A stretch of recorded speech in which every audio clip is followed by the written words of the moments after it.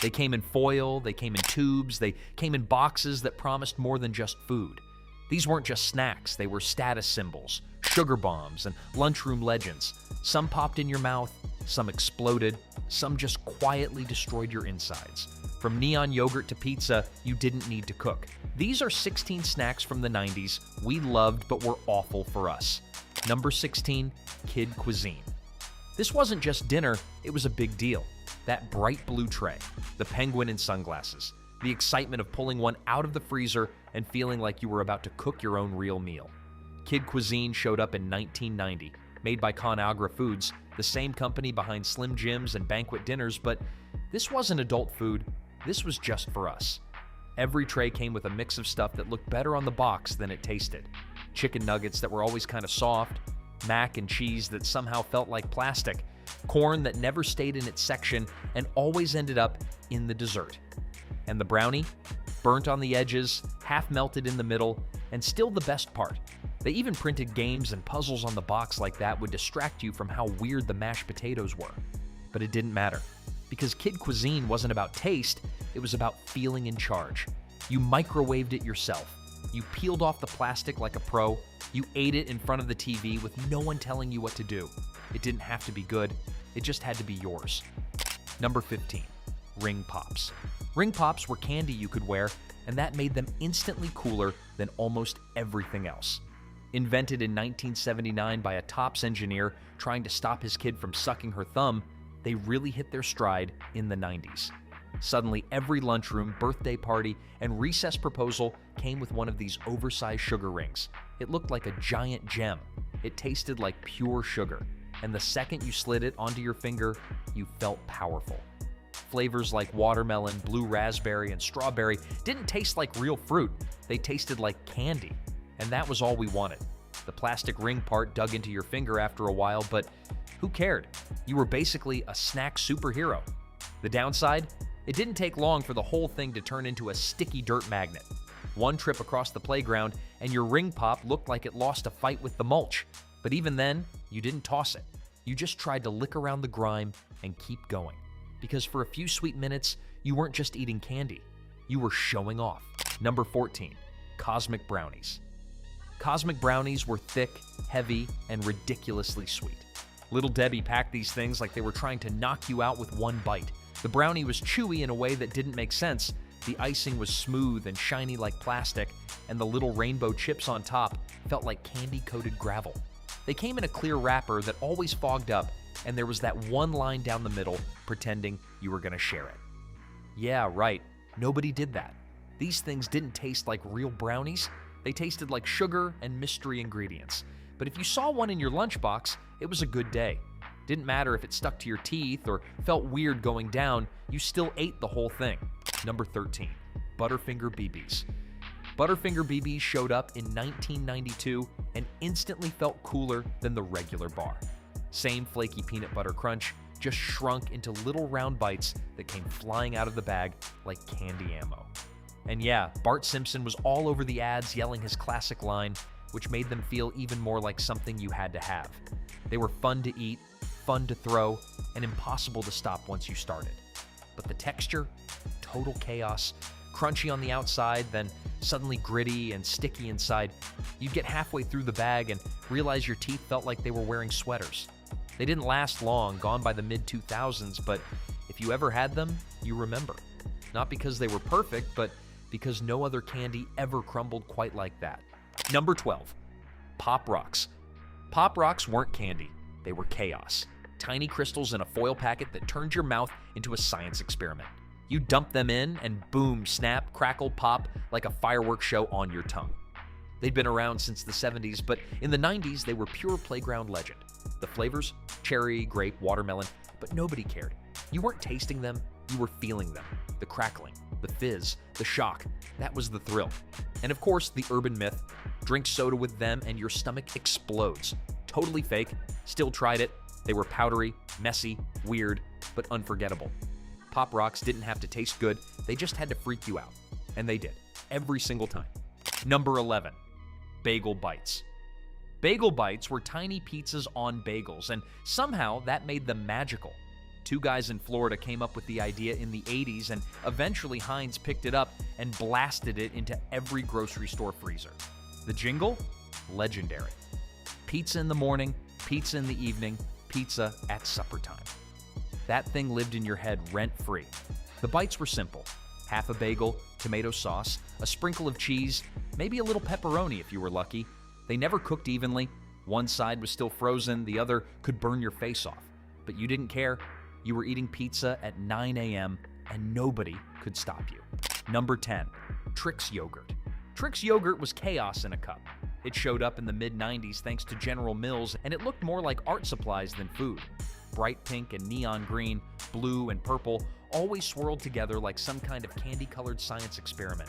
It tasted sweet, fake, and amazing. You didn't eat it because it was yogurt. You ate it because it looked like it shouldn't be allowed. Flavors like raspberry rainbow and watermelon burst didn't taste like real fruit, but they hit exactly the way you wanted during snack time. Peeling back the lid to reveal that perfect swirl, that was the moment. You knew this stuff wasn't good for you. It was dessert pretending to be dairy, and that's what made it great. Number 9, Gushers. Gushers were wild. Brought to you by Betty Crocker in '91, they looked like regular fruit snacks until you bit into one, then boom, your mouth filled with sticky syrup. It was like candy, and a juice box had a weird little baby. The outside was chewy, the inside was gooey, and together, it just worked. Flavors like strawberry splash and grape were the classics, but then they started messing around with weird mystery packs and color-changing ones that dyed your tongue. And the commercials? Pure 90s insanity. Kids' heads turning into giant fruit like it was totally normal. Gushers weren't just snacks, they were an event. Number 8, Pizza Lunchables. Oscar Mayer released Lunchables in 1988, but they didn't hit peak cultural dominance until they added the pizza version in 1996. Suddenly, every kid wanted cold pizza they had to build themselves. The crusts were dry little saucers. The sauce came in a pouch. The cheese looked like it had been shaved off a scented candle. And yet, it was perfect. Each pack came with just enough ingredients to make you panic over portioning. Do I load up 2 and leave 1 sad and bare? Do I try to stretch it evenly and end up with 3 mediocre disasters? These were the choices that forged character. Pizza Lunchables were chaos in a box, and we were here for it. Number 7, Doritos 3D. Doritos 3D dropped in '98 like someone at Frito-Lay got bored and said, "What if chips, but puffed?" These weren't flat classic Doritos. These were air-filled triangles that looked like they got inflated at a birthday party. The flavors were loud: nacho cheese, jalapeno cheddar, zesty ranch, and so was everything else about them. The bags were huge, the crunch was intense, and your fingers came out looking like they'd been dipped in neon dust. Even the ads were doing too much: teens on skateboards, explosions, people crunching in slow motion. Because in the 90s, your chips had to feel extreme. Eating them was kind of a gamble. The outside was super crispy, and the inside was just air. Half the time you ended up coughing from the cheese powder going straight to your throat. But that didn't matter. These things were fun. Weird, messy, and over the top, just like everything else back then. They disappeared by the mid-2000s, but if you were lucky enough to snack on them during their prime, you know they hit different. Number 6, PushUp Pops. PushUp Pops were ice cream for kids who didn't have time for spoons. You'd pull one out of the freezer, peel off the top, and push from the bottom like you were launching a rocket straight into your mouth. They were made by Nestle, but what made them iconic were the Flintstones. Fred's face was on the wrapper, which somehow made it taste better. The sherbet inside came in bright, fake fruity flavors like orange and cherry. It was cold, sweet, and just soft enough to melt faster than you could eat it. You'd start off feeling cool and clever, pushing it up a little at a time, and end up with sticky hands and sherbet leaking through the soggy cardboard. But for those first few minutes, pure joy. No bowl, no spoon, no rules.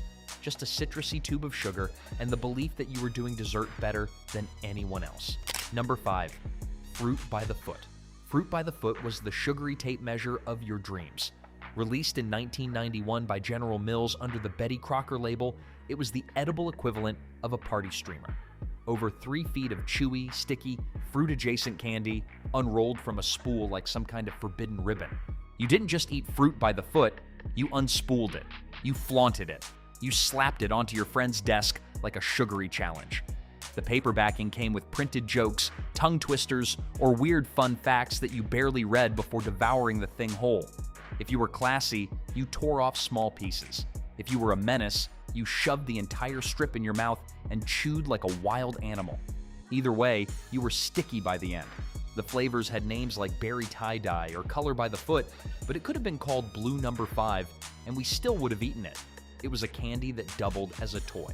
And for a generation raised on color-changing spoons and glow-in-the-dark shoelaces, that was exactly the point. Number 4. Snackwell's Cookies. Snackwell's Cookies were a product of their time, specifically 1992, when America decided fat was evil and sugar was still our friend. Created by Nabisco and packaged in instantly recognizable green boxes, Snackwell's promised all the fun of cookies with none of the guilt, which, in hindsight, is hilarious. The breakout star was the Devil's Food Cookie, a dome of chocolate cake with a puff of marshmallow dipped in a chocolate-like coating that always stuck to the wrapper. One bite and your mouth dried out like a desert, but you kept eating, because these were healthy snacks, supposedly. Moms everywhere stocked them like they were multivitamins, but behind the fat-free halo was a truth we all ignored. They were loaded with sugar, mountains of it, and somehow the texture was still dry. Over time, the Snackwell's craze faded. People realized that removing fat didn't make cookies guilt-free, just weird. And eventually, the brand tried to pivot, adding real fat back in and calling it a comeback. But by then, the illusion had crumbled, much like the cookies. Number 3. Jawbreakers. Jawbreakers were a lesson in patience, pain, and commitment. Produced primarily by Ferrara Pan Candy Company, they were spherical monuments to the art of sugar layering. Each one was like a planet, colorful, hard, and built from concentric shells that changed flavor and color the deeper you went. You didn't bite them. You dared not. That was for fools and people with dental insurance. You sucked them for hours on the playground, in class, at home, until your tongue was numb and your will to live slightly diminished. Some were the size of golf balls, others fit neatly in your cheek like a slow-acting weapon. And if you dropped one, too bad. That thing was going to be dusty and you were still going to eat it. They came in every fruity flavor imaginable, from cherry to blue raspberry to lemon. And half the fun was trying to see how many layers you could count before the whole thing disintegrated. The rest of the fun was watching your classmates struggle not to choke on theirs during gym class. Number 2. Sunny Delight. Sunny Delight, or Sunny D if you were cool, was the drink that came with its own vibe. Introduced in the 1960s, but skyrocketing to fame in the 90s thanks to marketing that felt like a Mountain Dew commercial and an orange juice fever dream. The ads showed skateboarders, surfers, and impossibly cool teens opening their fridge and reaching past the boring milk and juice to grab the neon orange bottle. That's how you knew it was legit. Produced by the Sunny Delight Beverages Company, now part of Harvest Hill Beverage Company, this drink was loaded with sunshine, which is to say corn syrup and artificial citrus flavoring. It claimed to be a good source of vitamin C, and technically it was, but it was also the taste of childhood sugar highs and fridge door status. Flavor-wise, it was intense, sharp, slightly tangy. Definitely not orange juice, but orange adjacent. It left a film on your tongue, a tingling in your throat, and the memory of a time when putting something in a plastic jug made it feel like a healthy choice. Number 1. PopTarts.